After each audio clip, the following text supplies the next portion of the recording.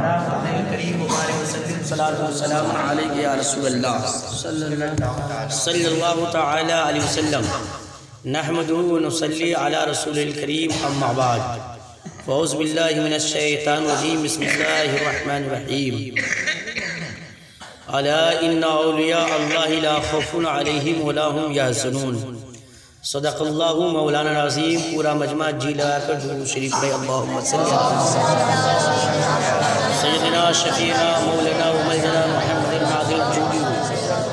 معدن الجود والکرام وابن الکریم مبارک وسلم صلاة و سلام علیک یا رسول اللہ صلی اللہ تعالی علیہ وسلم۔ خانقاہ غوثیہ مجلہ ہتی سروا کی طرف سے یہ پیغام آپ تک پہنچایا جا رہا ہے کہ ابھی ذکر غوثیہ کے بعد سرکار غوث اعظم رضی اللہ تعالیٰ عنہ کا یہ مختصر سا ذکر آپ تمام حضرات سن رہے ہیں۔ دعا کرتے ہیں کہ حضور غوث اعظم رضی اللہ تعالیٰ عنہ کے غلاموں میں ہم سب کو اللہ تعالیٰ قبول فرمائے۔ اللہ تعالیٰ اپنے پیاروں کے صدقے ان کے روحانی فیوز برکات سے ہم سب کو مالا مال فرمائے۔ سرکار غوث اعظم کی شان کیا ہے؟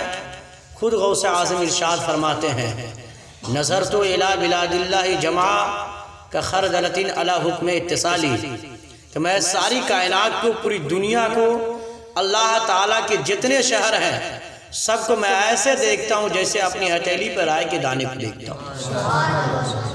اور غوث اعظم کی شان، عظمت، رفعت کا اندازہ آپ اس شعر سے لگا سکتے ہیں۔ میرے امام سرکار اعلیٰ حضرت عظیم البرکت کنز الکرامت جبل الاستقامت الشاہ امام احمد رضا خان علیہ رحمت و رضوان، سنیت کی جان، حقانیت کی پہچان، شہر بریلی شریف سے ارشاد فرماتے ہیں جو ولی قبل تھے یا بعد ہوئے یا ہوں گے سب رکھتے ہیں دل میں ادب میرے آقا تیرا۔ اس سے اندازہ لائے کہ میرے غوث اعظم کی شان کتنی نرالی ہے کہ آپ کی ولادت باسعادت سے پہلے کے ولی ہیں یا بعد کے ہیں یا ہوں گے، سب غوث اعظم کا ادب اپنے دل میں رکھتے ہیں۔ غوث اعظم رضی اللہ تعالیٰ عنہ کی ذات بابرکات سے اسلام کی جو نشر و اشاعت ہوئی ہے ان کی نصیب دور دراز تک نہیں مل رہی ہے۔ صرف ایک واقعہ آپ سماعت کریں، سرکار غوث اعظم رضی اللہ تعالیٰ عنہ اپنی خانقاہ سے جب باہر نکلتے ہیں دیکھتے دو آدمی آپس میں جھگڑا کر رہے ہیں، لڑائی کر رہے ہیں۔ لیکن آج بھی ہمارے یہاں لڑائی جھگڑا انتشار اختلاف ہے، لیکن یہ ذاتی جھگڑا اور لڑائی اور اختلاف ہے۔ لیکن پہلے کا جھگڑا کس اعتبار سے تھا وہ سنیے آپ۔ جب سرکار غوث اعظم رضی اللہ تعالیٰ عنہ خانقاہ سے باہر نکلتے دیکھتے دو شخص آپس میں جھگڑا کر رہے ہیں، ایک عیسائی تھا ایک مسلمان تھا۔ مسلمان کا کہنا یہ تھا کہ سب نبیوں میں سب سے افضل نبی ہمارے نبی ہیں، سب نبیوں میں سب سے اعلیٰ نبی ہمارے نبی ہے۔ عیسائی کا کہنا یہ تھا سب نبیوں میں سب سے افضل نبی حضرت عیسیٰ علیہ السلام۔ البتہ یہ بات ہو رہی تھی، یہ ہو ہی رہی تھی کہ سرکار غوث اعظم وہاں جلوہ افروز ہوتے ہیں۔ سرکار غوث اعظم پوچھتے تم اپنے نبی کو کہتے ہو سب سے افضل، اس پر کیا دلیل ہے؟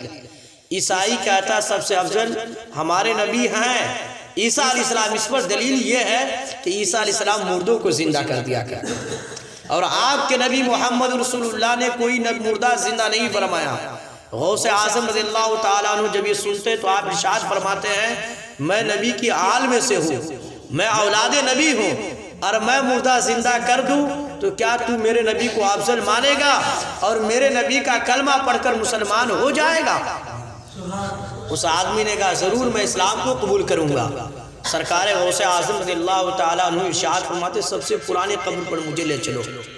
وہ آدمی 70 سالہ پرانی قبر پر غوث اعظم رضی اللہ تعالیٰ عنہ کو لے جاتا ہے۔ سرکار غوث اعظم رضی اللہ تعالیٰ عنہ ارشاد فرماتے ہیں قم بإذن اللہ۔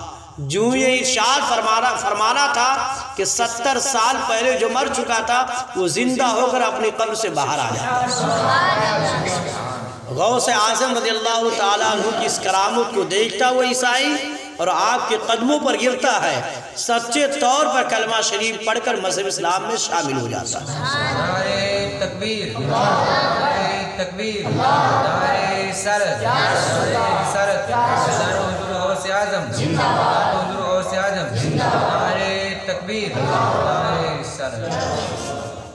کہ اس طرح غوث اعظم رضی اللہ تعالیٰ عنہ نے اسلام کی نشر و اشاعت فرمائی ہے، اور صبح قیامت تک آپ کے چاہنے والوں سے اسلام کا فروغ ہوتا رہے گا۔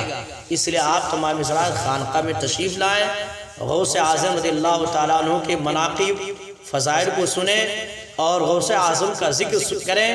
غوث اعظم رضی اللہ تعالیٰ عنہ کا نام لینے والا دنیا اور آخرت میں محروم نہیں رہ سکتا ہے، بلکہ ان کا نام لینے والا، ان کا ذکر کرنے والا دنیا میں بھی کامیاب رہے گا اور آخرت میں بھی کامیاب رہے گا۔ رب تعالیٰ کی بارگاہ میں دعا کرتے کہ ہم سب کو اس ذکر غوثیہ میں شرکت کرنے کی توفیق عطا فرمائے، غوث اعظم رضی اللہ تعالیٰ عنہ کی روحانی فیوز برکات سے مالا مال فرمائے۔